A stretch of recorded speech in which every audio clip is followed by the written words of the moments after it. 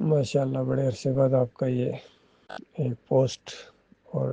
کہتے ہیں دیر آئے درست آئے، عرصے بعد آپ نے یہ پوسٹ شیئر کیا، بڑی زبردست آیت ہے یہ۔ بس غور و فکر جو کرے گا تو وہ بس سمجھو اس کے لیے اسی کے اندر کامیابی ہے۔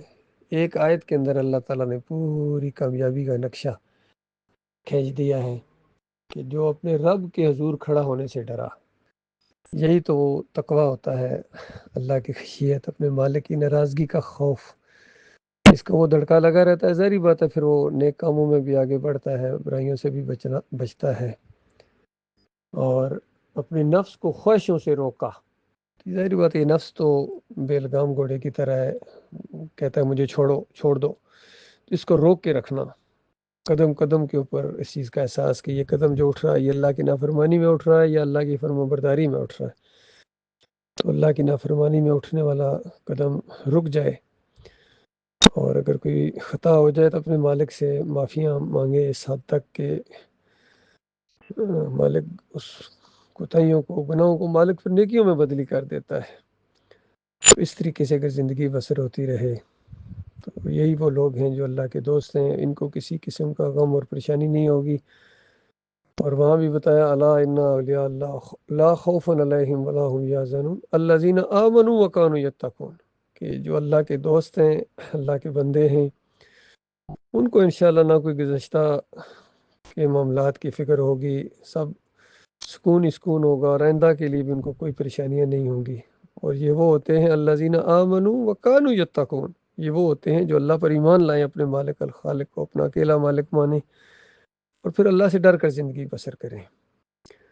آج ان مسلمانوں کے دماغوں میں یہ چیز ڈال دی گئی ہے کہ اولیاء اللہ کا مطلب ہے کہ جو ہواؤں میں اڑے، جو اولادیں دے، جو کھوٹی کھری کرے، جو مشکل کشائی کرے، جو حاجت روائی کرے، جس کے وسیلے سے مانگا جائے تو اللہ تعالیٰ پھر مجبور ہو جاتا ہے۔ اس طرح ان کا بالکل شیطان نے ان کے دماغ کو الٹا چلا دیا ہے۔ مردے ان کو داتا نظر آتے ہیں، دستگیر نظر آتے ہیں، مشکل کشا نظر آتے ہیں، مختار کل نظر آتے ہیں، اور مردوں کو جا کے براہ راست پکارتے ہیں، اندازہ لگائے جو سنتے ہی نہیں ہیں۔ اور وہ اللہ جس نے کہا ہے کہ مجھے پکارو، براہ راست پکارو، میں سنتا ہوں، تو ان کو یقین نہیں آتا ہے، اور اگر پکارتے بھی ہیں تو مشرکانہ طریقے سے پکارتے ہیں کہ یا اللہ اپنے حبیب کے صدقے، فلاں کے صدقے، بے حق کے فلاں، بے حرمت فلاں، اس طرح ان کے دماغوں کے اندر شرک دوڑ رہا ہے۔ آج ان مسلمانوں کی جو درگت پوری دنیا میں بنی ہوئی ہے وہ اسی وجہ سے ہے کہ جس سے ڈرنا چاہیے تھا اس سے نہیں ڈرتے ہیں، جس کے ہاتھ میں ساری مشکلات کا حل ہے اس کی طرف رجوع نہیں کرتے ہیں، اور ڈرتے ان سے ہیں جنہوں نے نہ ہمیں پیدا کیا، نہ ہمارا حساب کتاب لیں گے، نہ دنیا ان کے ہاتھ میں، نہ آخرت ان کے ہاتھ میں، ان سے ڈرے جا رہے ہیں، ان سے خوف کھائے جا رہے ہیں۔ تو یہ شیطان نے ان کو بالکل پوری طرح اپنے کنٹرول میں کر لیا ہے، اور یہ اس کی گھوڑی خود بنے ہیں، اس کی گھوڑی بن گئے ہیں۔ اپنی لگامیں انہوں نے شیطان کے ہاتھ میں دے دی ہیں۔ یہ شیاطین چاہے جنوں میں سے ہوں چاہے انسانوں میں سے ہوں، ان کے اکابرین سارے کے سارے جتنے ہیں فرقے، آج بریلوی ہوں، دیوبندی ہوں، اہل حدیث ہوں، سلفی ہوں، جتنے بھی حنبلی ہوں، یہاں کے سارے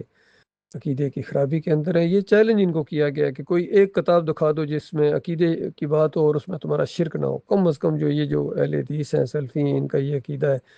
کہ دور سے نہیں، نبی علیہ السلام سنتے ہیں، قبر کے اوپر آ کے پکارو تو سنتے ہیں، روح واپس آ جاتی ہے، کنیکشن ہو جاتا ہے اور پھر جواب دیتے ہیں۔ یہ سب کا عقیدہ ہے۔ تو یہ کنیکشن روح کا جسم کے ساتھ نہیں بلکہ ان کا کنیکشن شرک کے ساتھ ہے۔ اللہ کی کتاب کہتی ہے کوئی کنیکشن نہیں ہوتے، قیامت سے پہلے کوئی کنیکشن، سوال ہی پیدا نہیں ہوتا ہے۔ روحیں جب نکلتی ہیں، نکالی جاتی ہیں، برزخ میں اوپر ان کا وہ جگہ ہے، وہاں رہتی ہیں، ایک لمحے کے لیے بھی روح واپس نہیں آتی ہے، اور قیامت تک، قیامت سے پہلے یعنی یہ مردہ سر نہیں اٹھا سکتا ہے۔ یہ شہداء ہیں وہ جنتوں میں زندہ ہیں، انبیاء بھی جنتوں میں زندہ ہیں۔ یہاں ان دنیاوی قبروں کے اندر اموات غیر احیاء، یہ مر چکے ہیں، ان کے اندر زندگی کی رمق تک باقی نہیں ہے۔ یہ عقیدہ ہے قرآن کا اور حدیث کا، جس کو آج سارے بھول گئے۔ لہٰذا ضروری ہے کہ بھولا ہوا سبق ان کو یاد دلایا جائے، دعوت اللہ کی جائے، باہر نکلا جائے، اور جہاں تک ممکن ہو یہ آواز پہنچے، ہر طریقے سے، آڈیوز کے ذریعے، ویڈیوز کے ذریعے، اور لٹریچر کے ذریعے، بات چیت کے ذریعے، انفرادی ملاقاتوں کے ذریعے، ہر روز یہ دین کا کام کرنا ہے بالکل، اور ہر بعد والا دن پہلے سے بہتر ہونا چاہیے، اور اپنی زبان اللہ کے ذکر سے تر رکھیں، اللہ کی یاد ہر وقت یاد تازہ رہے. اپنے اکیلے مالک سے محبت کرنی ہے اور بڑی شدید محبت کرنی ہے. اللہ تعالیٰ ایسے لوگوں کو پسند کرتا ہے.